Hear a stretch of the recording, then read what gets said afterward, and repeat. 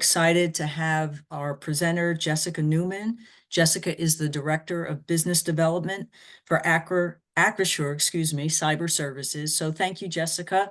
I'll let you start the presentation and just mention a couple of things before you begin. You can certainly use the Q&A or chat. We will save that until the end. Once the presentation concludes, we'll address the questions and or comments. And also just a reminder that cybersecurity is extremely important. Municipalities are targeted. There's a vulnerability there. We had a client 2 years ago in a different fund that was attacked back to back. It's just crazy out there. So Jessica, thank you for the presentation and I'll let you begin. Hey, thank you, Karen, and good morning, everyone. Thank you for joining. It's great to meet you. My name is Jessica. Again, I represent Acrisure Cyber Services, which is a pretty unique entity in the insurance world. Most large brokerages don't get to have such a robust in-house cyber operation, which is what I represent today. And so it's just really great to meet you all and be here and share some information with you. And just so you know, I actually come from the public entity space. I was a high school principal in Denver, Colorado for over a decade, and love thinking about how to protect our K-12 and our local, local and state government entities. And so just a big fan of the service that you all offer your communities, and want to make sure that ultimately just really want to make sure that your bases are covered as it relates to cybersecurity. I'm going to actually keep this presentation at a really high level, just to prove to you all that you don't need to be, a cyber expert or extremely technical to understand a lot of this stuff. Really, you just want to understand that there is a real viable threat to your operations out there. And there are some basic things that we need to be thinking through in order for you to be protected. So I don't want this to come off as salesy at all. I'm not trying to sell you Acrisure Cyber Services. We are here if you ever want to talk to us, but really this is really just to make sure that you have your bases covered, and that you're thinking through some really important business continuity and business interruption issues that can come up, as well as other kind of financial consequences that can occur with cyber events. So again, thank you so much for joining. So we're gonna go through a few things today. I'm gonna present some data to you all, really not to scare you, but just to help you understand that cyber is you're not alone when it comes to cyber. A lot of small businesses are very similar to small government entities out there, and that a lot of folks are pretty intimidated by cyber. It's overwhelming. There's a lot of vendors out there. It's constantly evolving. It's making headlines every day. And so a lot of folks out there are just kind of like raising their hands, wondering, where do I start? What do I need? What don't I need? How do I get myself protected? Like, this is a very complicated technical topic. But again, it's intimidating for everyone. And so my goal today is to kind of simplify things for you. And just present you with some facts that we really just can't afford to ignore anymore. I'm going to walk you through the way that Acrisure Cyber Services thinks about cybersecurity, and give you some ways to think about it that are probably more memorable for most everyday folks who are not in the cybersecurity space. And then, just also, there's good news out there that there are the cyber risk market really has evolved.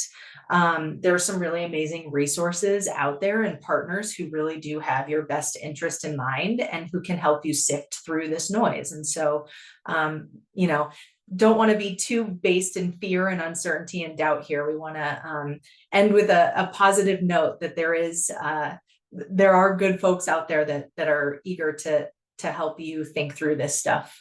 You're not alone. All right, so just to kick things off with a little bit of a polling question, and you all can use the chat function to answer this question.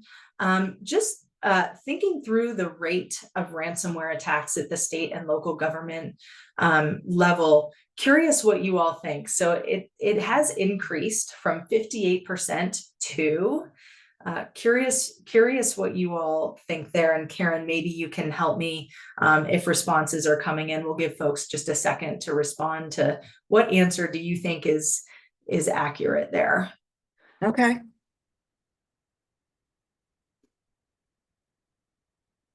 Maybe a few Oh, boy. responses. I'm getting B, 2 C's, C, B. Okay, I like it. So for those of you who chose B, the answer is correct. So the state of ransomware has increased from about 58%, 11 points or so, to now 69%. So this is pretty modest growth in terms of just the volume of ransomware out there that is directed at state and local government. The global trend is around 66%. So we're now in the US actually above the global trend.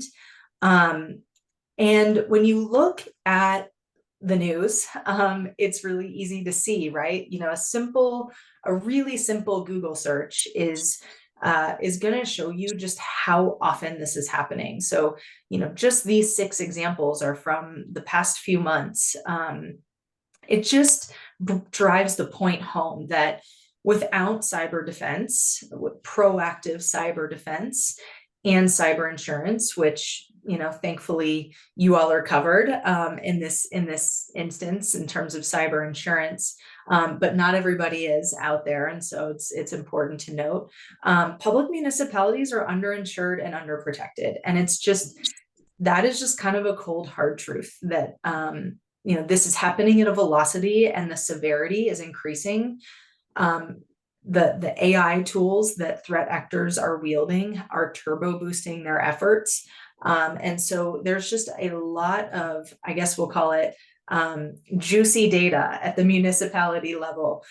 There's sensitive PII of residents, like social security numbers, driver's licenses, things like that. There's voter data, there's emergency communication systems at your fingertips, there's water and critical infrastructure, there's judicial system records, emails between officials, financial data, that just, it goes on and on in terms of why a threat actor would choose to target public entities. According to a group called Ensoft, around 2,207 US hospitals, schools, and governments were affected by ransomware attacks this last year. So over 2,200. I think there's around 90,000 in the US. So it's a steady clip that folks are experiencing, whether it's ransomware or business email compromise. We'll get into that in a second. But just to kind of ground us in this idea that, you know, this is serious stuff. We need to pay attention to it. Here are a few more detailed examples.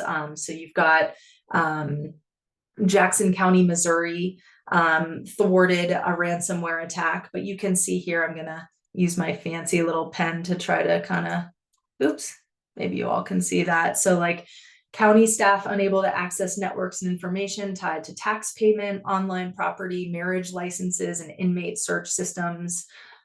This was caused by a phishing scam. You know, this stuff is real. You've got in Alabama recently in March, you had let's see,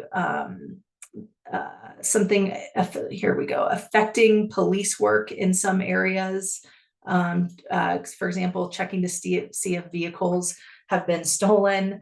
Again, that's not something that you want to be paused for too long, right? Like having your network be down for multiple days and having police not able to check if a vehicle is stolen for multiple days just is not a situation that we want to be in.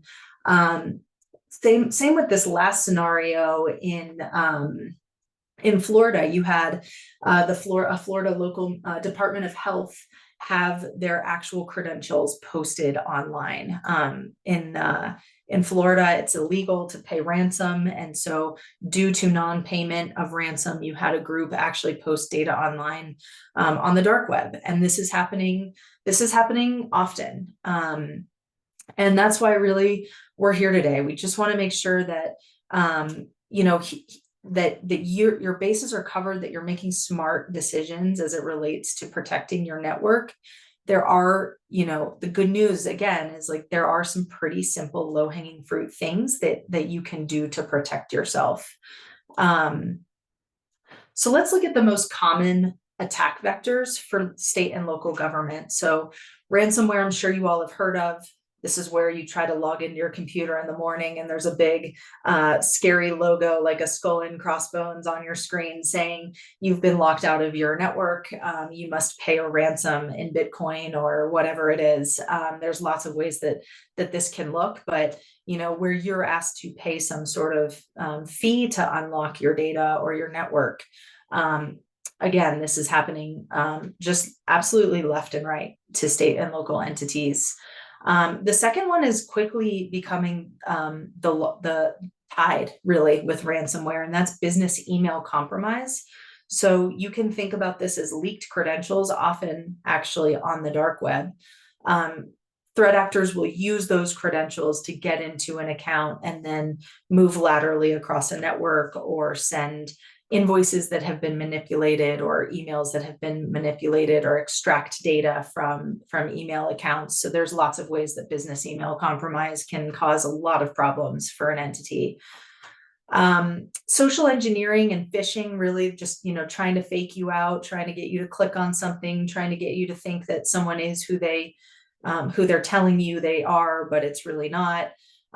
Also just an extremely common attack vector.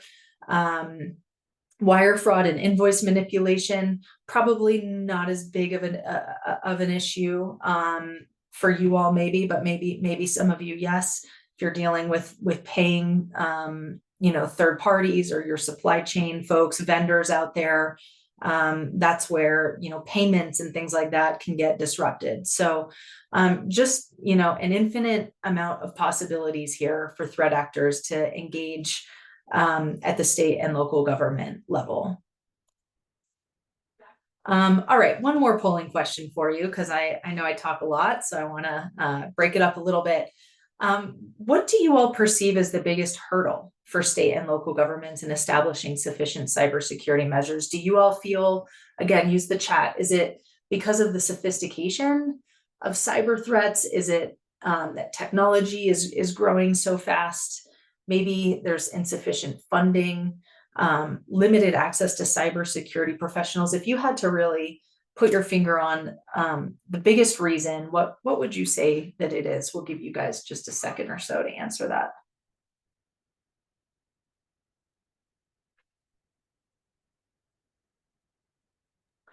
Sorry, I had to unmute myself. I'm seeing no a lot worries.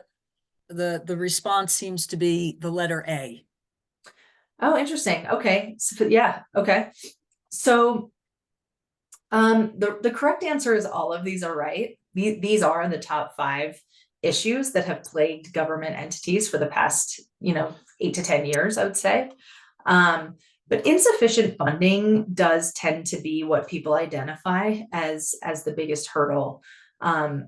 Again, I think good news here as it relates to, are there affordable resources out there that can help you manage this stuff? And the answer is yes. And so there is some good news there that we'll talk about in a little bit.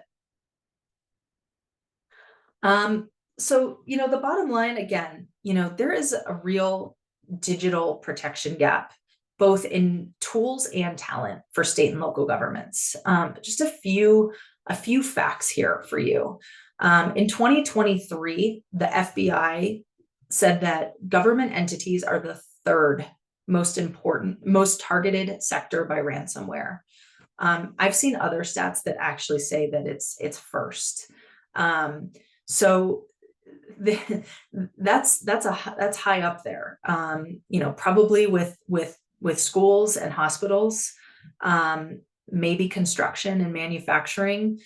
State and local governments are way up there on the most targeted list for threat actors. So pretending like this might not happen to you is just a dangerous posture to take. The average ransom has now topped $1 million. I've actually seen other stats that say it's over 2. So every situation is different. Every government entity is different, but these are not pennies and dollars we're talking about. This is now getting really expensive. And it's happening a lot. 7.3 days is the average downtime that a government entity is down after a ransomware attack. Imagine being down for 7.3 days. In terms, what if it's tax season? What if it's, something just happened and there's, a downtime in a jail setting or in the court system. 7.3 days is just not something that I think state and local governments want to accommodate in terms of their network being down. Let's see. There are 90,000 local governments in the US. So that's just a massive attack surface. There's just so many targets for threat actors who do see state and local government as an easy target because of those reasons that we just mentioned, right? A lot of folks are using outdated technology. A lot of folks feel like they're underfunded when it comes to funding cybersecurity efforts. And so threat actors know that. And they know that that it's a large attack surface and that they can get in pretty easily. A lot of the attacks that we're seeing in the state and local space, they're not even that sophisticated. They're just probably mid-level threat actors that are targeting those types of entities. And so it's critical that we get really serious about this stuff. The Center for Internet Security found that cyber attacks against state and local governments have increased really dramatically in the last year. Malware attacks jumped 148% in the first 8 months of 2023 compared with that same period in 2022. And ransomware attacks increased 50%. So again, I don't want to scare you. I don't want to bore you with like tons of stats, but I feel like these ones right here are really poignant and compelling and things that I'd really like for you to walk away with today, remembering, because this stuff can be really important. I love this image from Dr. Seuss. I don't know if you all have read the Butter Battle book about the towns that butter their bread on the right side up or the butter side down. Really just describing an arms race. And this is just so, I think, apropos to where we are today with AI. The tools that threat actors are using, I think a lot of folks have this mentality of, why would they target me? The answer there is they're not targeting you. They're actually just they're just opportunists. So you may have heard the metaphor, if you're being chased by a cheetah, you don't have to be faster than the cheetah. You just want to be faster than your buddy who's next to you, which sounds awful, but the reality is that, the easier you are as a target,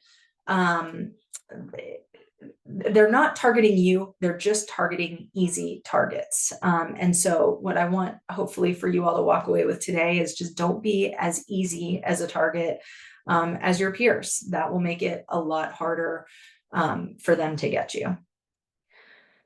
So at Acrisure Cyber Services, we think about security in layers. So if you think about Swiss cheese, there's no one, anybody who comes to you and is like, oh, I have the perfect solution for you. And it's really simple. It's just this one thing that you can deploy into your network and it's going to stop everything. That's just a lie. There's no one thing that is going to stop a cyber attack. there's holes and gaps in whatever you deploy, which is why we think about it in layers. So to really plug those gaps. So we think about proactive cyber defense as well as with cyber, coupled with cyber insurance, and you're going to be cyber resilient. That's how we think about it at Acrisure Cyber Services. We have a recipe that I'll show you in a second that more in depth describes what I mean by this. But the reality here is, just because you have cyber insurance, think about it like a home. Just because you have home insurance, obviously you really don't want your home to burn down. That's a real bad day if your home burns down. It's great if you have home insurance to protect you just in case that does happen, but you have a serious mess on your hands and you're going to experience loss if your home burns down. And so the idea is to avoid that, right? And you have to avoid that in this case, with proactive cyber defense services, whether or not you're doing internally and actually growing a program internally, or whether you're outsourcing it to professionals. It just has to be happening. So using that home analogy, actually, I think it's really helpful because, every home is different, just like every business is different, just like every government entity is different. You really want to evaluate your attack, your unique attack surface. You want to audit, exactly how large you are, exactly what functions everybody is doing, what kind of tech and security stack you have, where the vulnerabilities and exposures lie, how much data do you have, what kind of data is it, where is it being stored? These are the questions. Do we have an incident response plan, and have we practiced it? These are the kinds of things that I want you to be thinking about after this presentation. When you think about leaving on a vacation, when you leave your house on vacation, do you lock your front door? Super simple, duh, obviously. Threat actors aren't targeting you. They're just going through the neighborhood. They're casing your neighborhood, and they're going to go through the first door that they see is open. And so our sort of recipe for protecting your home, we lovingly refer to it as the security blanket. And I'll give you a little bit more context here as to what that looks like. So how do you secure your home? The first thing is that we think about is MFA, so multiple factor authentication. Just think about your front door. What kind of lock is on your front door? Is it just a simple hole where a key goes? And if somebody steals that key, they can easily use it? Because if so, that's a pretty easy way to get in your front door. Multi-factor authentication just means there's more than one way to get through that lock. So maybe the lock has a keyhole, but it also has a passcode, or it also accepts your thumbprint, or there is a separate password that somebody else has. So that if you lose your key, or if someone steals your key, you can still get in, but likely a thief would not be able to. That's what MFA is. And MFA is one of the key components of cyber insurance. It's what every underwriter across the country is asking every single applicant who's applying for cyber insurance. Do you use MFA? Really basic tool to keep the bad guys out. The second piece of this is endpoint detection. So endpoint detection, think about your security cameras. Where do you put your security cameras or floodlights? Do you have some by the doors, maybe some key windows, maybe the front gate or the garage? In my case, I live on a farm, so we have a wildlife camera that gets pretty interesting. Endpoint detection is just literally, think of it as a security camera, just watching, who's coming and going. Is there any activity that seems abnormal on the network? Is something funky going on a server or on a laptop somewhere? An endpoint in security just means like a device, an internet-facing device. And so we partner with a really top-notch endpoint detection company, SentinelOne. They're absolute name brand in the business. to do endpoint detection for us and our customers. This is a really basic, just stronghold in the security world. It's really a difference maker in terms of keeping folks safe. The data out there on endpoint detection is really strong in terms of keeping bad guys out. Is it foolproof? No piece of Swiss cheese is, but MFA plus endpoint detection is definitely a better layering than nothing. The third thing is email security. So email security, in terms of the home security analogy, you can think of this as like a security guard who sits out in front of your home and is just literally monitoring with a guest list who is coming and going. And maybe they're even, if it's a sophisticated security guard, they might even be really monitoring the behavior of guests inside while they're there. So if there's, maybe a guest has had too much to drink or something like that.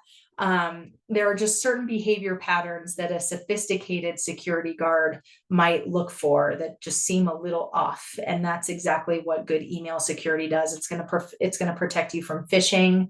It's going to filter out all the spam. And it's going to even analyze kind of anomalies in behavior of users in general. Like why is somebody exporting a bunch of files at 2 a.m. in the morning? That doesn't seem like a normal activity for that person. Maybe a flag should be raised. So email security also just a hugely important tool for avoiding things like ransomware and business email compromise. The next thing is vulnerability management. So you can think about vulnerability management as a handyman who's coming and making sure that all the screens are on your windows, all the security cameras have full battery life in them. This is kind of like a gardener coming to pluck the weeds, just making sure that, there are no broken windows, there's no broken screens that don't fit, and just fixing as they go. Awesome to have someone just with a keen eye towards, is there any specific exposure out there that we have not addressed? Security incident and event management. This is called a SIM. If you ever see this acronym out there, it's kind of people love to joke about, is it SIEM? Is it SIME? What is this? It's a SIM. So a SIM is also, think of it as like a central command in your home where you've got a team of analysts that are monitoring all this data that's coming out of the MFA, the endpoint detection, the email security, the vulnerability management. The SIM is really like the brains of the operation. They're the ones that are analyzing all the data, looking for patterns, flagging issues, and communicating those issues to the customer, and prioritizing things as they see fit. Security awareness training, again, a huge question that underwriters are going to ask about when it comes to cyber insurance. But this is a tricky one because a lot of folks, how should I say this? It's not because they're ill-intentioned at all, but a lot of people are just trying to kind of check the box on security awareness training. They watch some boring video, they click bam, they somehow get through the quiz, they pass, and good, we're done with that. Security awareness training is actually a really, really critical part of hardening your attack surface. You can think of it in terms of the home analogy as, this is your family meeting, right? Where you're all around the dinner table discussing scenarios with your kids. What do you do if a stranger comes to the front door? What do you do if, you see that there's a broken window or whatever? This is discussing various scenarios and practicing a plan, an incident response plan. If something happens, what are our roles? Who do we call? What do we do? Who's responsible for what? Let's look at a sketchy looking email and decide if this is actually from a legitimate source or is it from a threat actor. This is just critical for, you know, your frontline defense. This is how so many attacks happen, through social engineering and folks clicking on a link, or downloading some kind of malware inadvertently onto their network. And really good security awareness training that's interesting, that's compelling, that's memorable, that's not super boring. Absolutely critical to hardening your cybersecurity defenses. It's worth noting that actually, hold on, sorry, there's one more that I want to bring up, which is data backup and recovery. So, you know, this is again just super critical. If the what hits the fan, you want to be up and running as quickly as possible. If somebody's threatening to lock you out of your data or your network, but you've got a really recoverable backup on the ready, then you can be up and running quickly if something happens. It reduces the severity of an incident or a loss just incredibly. And so just a super critical component to your cybersecurity strategy. And I just want to note that all of these tools come in different tiers, right? You've got everything from really name brand reputable companies to frankly, you know, two guys in a garage with a dog claiming that they are that they have the latest and greatest SIM or vulnerability management. And you know, it's difficult for us because, you know, we're all doing many things throughout our day. You all are running cities, right? And so it's not like you have the time to care about, you know, is this SIM good or is that SIM good? How do you sift through the noise of this market? There are 5,000 vendors in the cybersecurity space now. Actually, I think more than that. And so it's really, like I said at the beginning, just daunting to think about where do we start? And that's where you just need a really trusted advisor to tell you. And I'm happy to answer questions about that if you have any. So that sort of presents this scenario of like, okay, what do we do? How do we start? Do we buy? Do we outsource when it comes to cybersecurity and IT services? Or do we build from within? And this is just kind of the you know, the golden question that everybody is asking and answering all the time. There are really great pros and cons to both strategies. A lot of small businesses and small government entities decide to outsource, and it makes really smart business sense to do that because of several reasons. One, you know, just the cost. You know, there's kind of fixed, predictable costs when you outsource. You know, you sign a contract, you know what you're signing up for. Whereas if you're building it from within, you know, you might have to invest a lot of money up front on tools and on talent in order to build something from within. Same thing, and you can see this table here in this chart, but in terms of time and expertise and technology, there's many reasons why outsourcing makes a ton of sense. You know, to have somebody managing this stuff 24/7 in the background, sort of silent, like kind of a silent partner to you, kind of, it's sort of it saves you the headache of having to worry and having to deal with it yourself. It's kind of I guess it's kind of like just the value of peace of mind, really. Just to note, you know, thousands of companies do this. Thousands of companies and government entities are outsourcing to third-party vendors. I just want to make a really a key point here. There is a difference. There's a huge difference between outsourcing your IT and general security. Your IT and your general IT needs. Things like servers and ticketing systems and, you know, just setting up your network, you know, buying computers, you know, setting up new employees on new computers. Most people who outsource that kind of IT are outsourcing to what we call an MSP, which is a managed service provider. There's also something called an MSSP, which is a managed a managed security services provider. So a lot of people outsource to an MSP thinking that they're getting a lot of security services, but in reality, they're not. They're getting IT, general IT and tech services, but they are not. Those services are either limited or completely excluded as they relate to cybersecurity. So we're going to talk about that in a second, but if you do decide to outsource, or if you are currently already outsourcing security, there are some really critical things to be aware of, and I'm going to show you that in a second. A lot of people, when they're considering, the buy versus build, what do I do? We hear this all the time. We don't have the funds for it. We don't have the budget.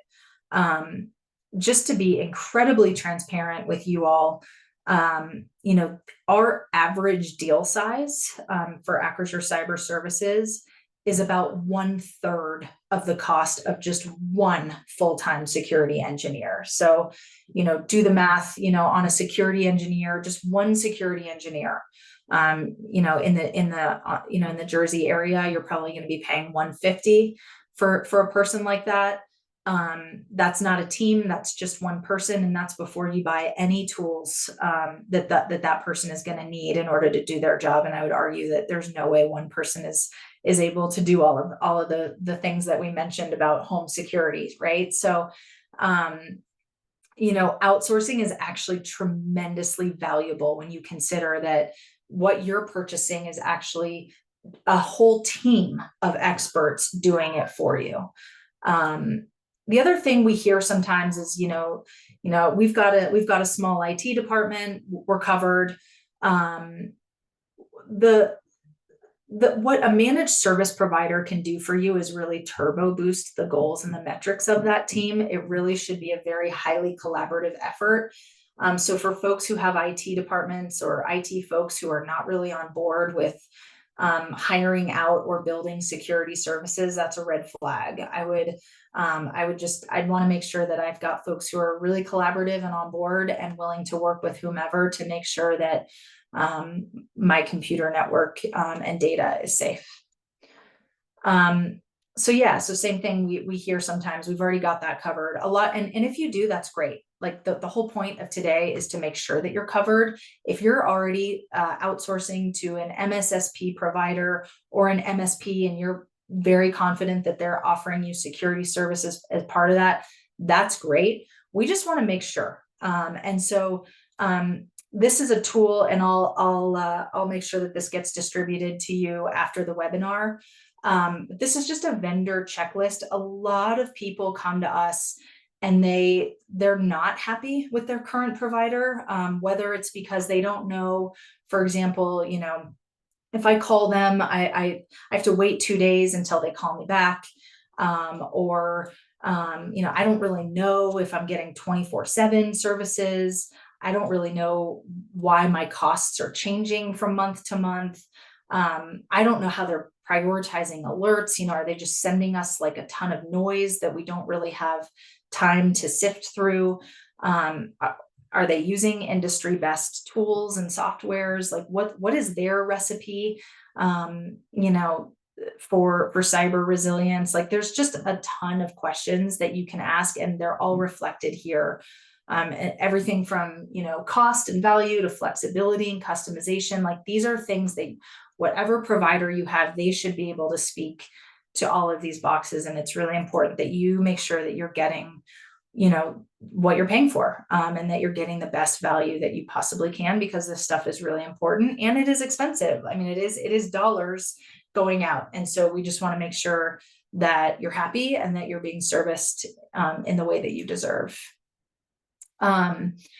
And in the end, right, this is just going back to cyber insurability.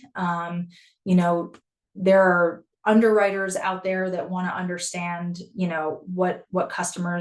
how customers are investing in their cybersecurity defenses.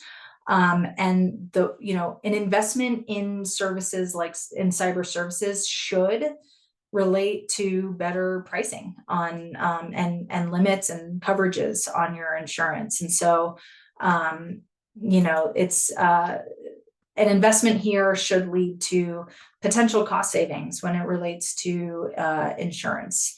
And vice versa. There are some, there are insurance providers out there that actually offer free things like security awareness training and things like that. So just to be aware that there are these two things, we designed Acrisure Cyber Services with insurability in mind. We know what underwriters are looking for, and we kind of know, what are the lowest hanging fruit things that we can do to make a risk much less riskier. And so just tying this back to cyber resilience, that it really, you really need both the services, the defense, the proactive defense, as well as the insurance to be truly covered. That's really it.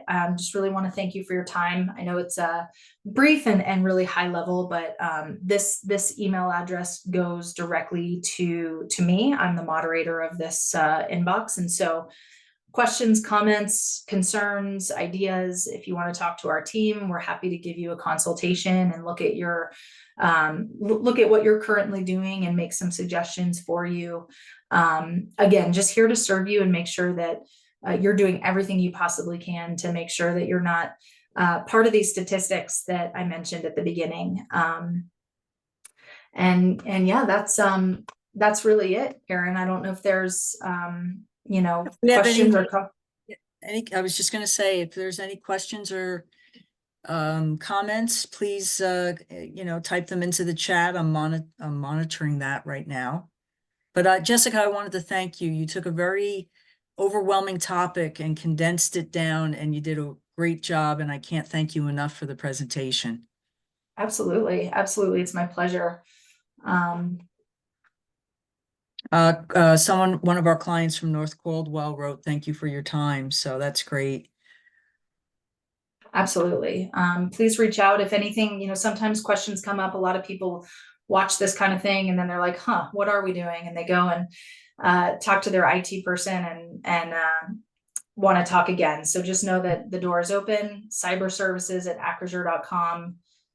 We're easy to find and get a hold of, and we're happy to help if we can. Yeah, and any of our clients that want to reach out to me as well, I can reach out to Jessica. So please feel free to also contact me, and we'll get that I believe that 10-point checklist. I'll email that out to everyone that registered, so that'll be forthcoming after the conclusion of today's webinar. I don't think anyone's really chatty today. So again, Jessica, I thank you again for your time, and everyone who registered. I hope you enjoyed this, and we'll stay in touch. Okay. Sounds good. Thank you so much. Thank you. Bye-bye, everyone. Cheers. Bye-bye.